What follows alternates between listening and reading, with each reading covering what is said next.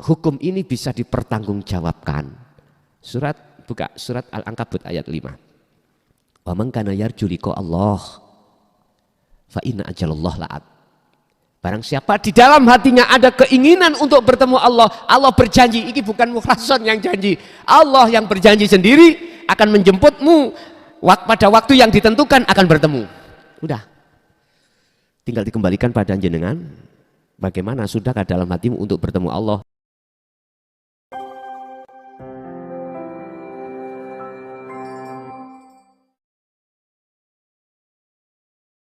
Tanda calon kekasih Allah pertama adalah alladzina yastami'unal qaulah. Ketika jenengan mendengarkan wejangan pitutur ajaran dinul haq Rasulullah, hati jenengan bisa membuka diri, menerima. Hati sampean menerima dengan ajaran itu. Bahkan jenengan kadang-kadang, oh ya iki sing tak goleki, ya iki sing bener. Nah itu awal tetanda Anda nanti akan menjadi kekasih Allah, berarti calon. Kedua, wayat tabiuna aksanahu. Iku Az-Zumar ayat 18. Jenengan ini akan mengikuti apa yang terbaik di situ. Artinya apa yang jenengan dengarkan, keilmuan itu, ajaran itu jenengan praktekkan di dalam setiap laku. Ahwal jenengan, keadaan hati sampean itu akan berhukum dengan petunjuk hidayah yang ada di ajaran itu. Contoh, sholat. Petunjuknya bagaimana? Biar kau bisa bertemu Allah. Inni wajhtu wajhiya. Dengan sistem dzikir sirul asrar. Jenengan jalankan. Ini ki wayat tabiuna aksanahu. Nyun sewu Pak, ketika jenengan melakukan hal ini, berarti pasti di dalam hati sampean itu ada sebuah kerinduan untuk bertemu Allah, tapi belum bertemu. Su'aul basyirah, tapi belum sampai ke aidul basyirah. Ini disebut salikin atau sairin, mereka dalam perjalanan atau proses tahali, ya, proses tahali, proses pembersihan syirik keimanan di dalam hati jenengan. Ketika dia itu belum bertemu Allah, kok sudah is dead, alias sudah mati, dari pertanyaan apakah dia itu nanti bisa sampai pada Allah. Ini sering kami sampaikan Pak. Proses yang belum sampai pada Allah ketika kita di dunia ini, tapi sudah ada keinginan untuk bertemu Allah, didorong atas rasa rindu itu, maka Allah sendiri yang akan menjemputmu, membimbing kau. Bisa dipertanggungjawabkan? Bisa. Saya kulu dan ladina qalu udkhuluha bisalamin aminin. Iki wong jenenge ngerepotno Gusti Allah. Budal ngaji njaluk dijemput. Wis sekarang sampean pengen ngerepotnya apa gak? Nek gak budal dhewe. Artinya apa? Udah. Sisa umur kita Pak, entah tinggal berapa tahun. Gunakan lekas untuk bertemu Allah. Caranya wa anibu ila rabbikum wa aslimu lahu min qabli ayatiyakumul adzab. Lekaslah. Lepasen rasa iman keakuanmu sebagai makhluk yang nyapo-nyapo. Dengan cara sistem di dalam surat Al-Insan 2526. Wadhkur isma rabbika bukrata wa asila wa minal laili fasjud lahu fasabbihu lailan tawilan. Esok sampai sore, bengi pun yang lama juga begitu. Gunakan, sibukkan hatimu bertemu Allah lewat berzikir. Muaranya di dalam sirul asr. Wa qala aidan ya ayyuhalladzina amanu udzukurullaha qiyaman wa qu'udan wa ala junubihim. Berdirimu, rukukmu, sujudmu, dudukmu, berbaringmu, gunakan untuk berzikir pada. Artinya ingat, sadar hati ini bahwasannya yang berlaku semua adalah Allah. Ini belum bertemu Pak, ya. Walaupun belum bertemu jenengan kok sudah ada seperti ini. Hukum ini bisa dipertanggungjawabkan. Buka surat Al-Ankabut ayat 5. Wa man kana yarju liqa Allah fa inna ajalallah la'at. Barang siapa di dalam hatinya ada keinginan untuk bertemu Allah, Allah berjanji, ini bukan mukhlason yang janji, Allah yang berjanji sendiri akan menjemputmu pada waktu yang ditentukan akan bertemu. Udah, tinggal dikembalikan pada jenengan. Bagaimana sudahkah dalam hatimu untuk bertemu Allah? Ternyata kulo survei sak dunyo Pak, selama 23 tahun ini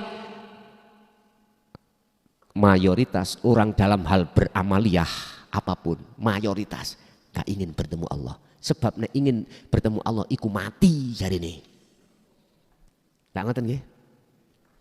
Akhirnya bertemu apa? Lillahi ta'ala diartikan kita bertemu surga, bertemu pahala, sehingga apapun pekerjaan ibadah kita orientasinya itu lillahi ta'ala, diartikan bertemu dengan pahala atau nggak bertemu Allah. Ini survei saya. Sampai saya itu dibenci, dicaci. Karena alasan itu rahasia Allah. Nggak boleh digelar di luar. Harus disampaikan orang tempat khusus, orang yang sepaham aja. Prinsip boleh berbeda. Tujuan yang tidak berbeda. Saya punya prinsip. Apa? Orang yang paham, asalnya orang paham. Oleh paham ngrungokno keterangan. Kalau ilmu ini hanya saya sampaikan pada orang yang paham tok, padha karo saya nguyai segoro. Percuma. Harus ku sampaikan pada mereka yang belum paham. Urusan pertama gap, mohon maaf lo ya, bertolak belakang. Oh, iku kejeron. Misalnya, iki ilmu bingung. Dari tadolalah. Bahkan sampai Rasulullah dikatakan, mohon maaf, tukang sihir pada saat itu Pak. Rasulullah mincina sebagian daripada orang gila. Kata orang kafir Quraisy atau kafir kaum Taif. Bencinya setengah mati. Enggak apa-apa. Dasar saya ada. Huwallazi arsala rasulahu bil huda wa dinil haq liyudhirahu ala dini kulli. Di belakang ditutup walau karihal musyrikun.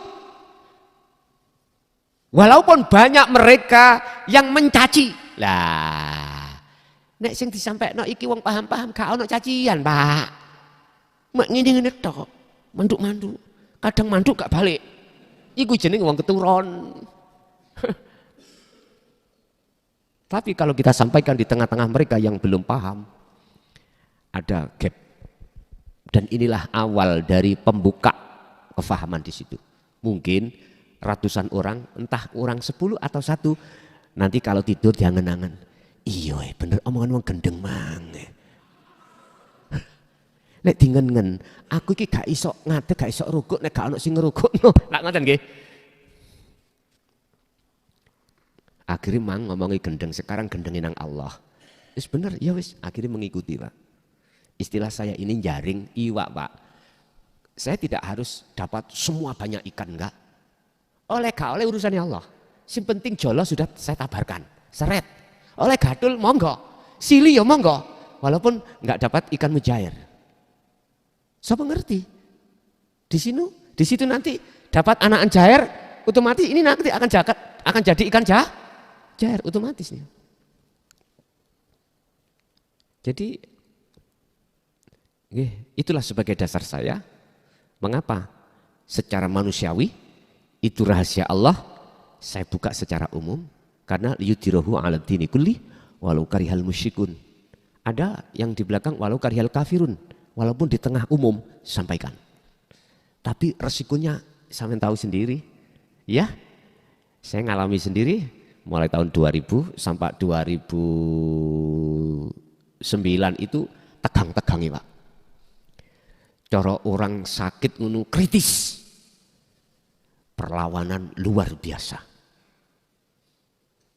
Kalau sudah menginjak 2014, ini sondok pena sampai sekarang. Artinya banyak ulama-ulama, kiai-kiai akhirat yang berani bermunculan, baik secara umum di majelis maupun secara umum di medsos. Tapi siap-siaplah pertentangannya kuat juga gitu loh. Kami sebetulnya tidak mencari permusuhan, enggak. Itu bentuk kasih sayang Allah terhadap rohaniyahmu, yang rohaniyahmu selama ini kau tidak menyadari kalau tertipu oleh nafsu. Lewat bersukaria terus rohaniyah terhadap kesenangan dunia. Didatangkan ajaran Rasulullah itulah untuk membebaskan dirimu, ya. Membebaskan rohaniyahmu dari cengkraman hawa nafsu. La ikraha fiddin, qad tabayyana rusdu minal ghayy. Al-Baqarah 256. Tidak ada paksaan bagi siapapun, ikut maupun tidak ikut dengan ajaran Rasulullah ini. Ajaran yang bagaimana? Qad tabayyana rusdu minal ghayy. Ajaran yang membebaskan ruhaniyahmu dari belenggunya hawa nafsu. Oke. Jadi tetap Pak sampai pada Allah. Apalagi yang sudah wasilun. Nah, sing salikun aja nyampe kok apa maneh. Cuman nyampainya diteruskan ketika saat dia pindah alam. Ya, pindah alam.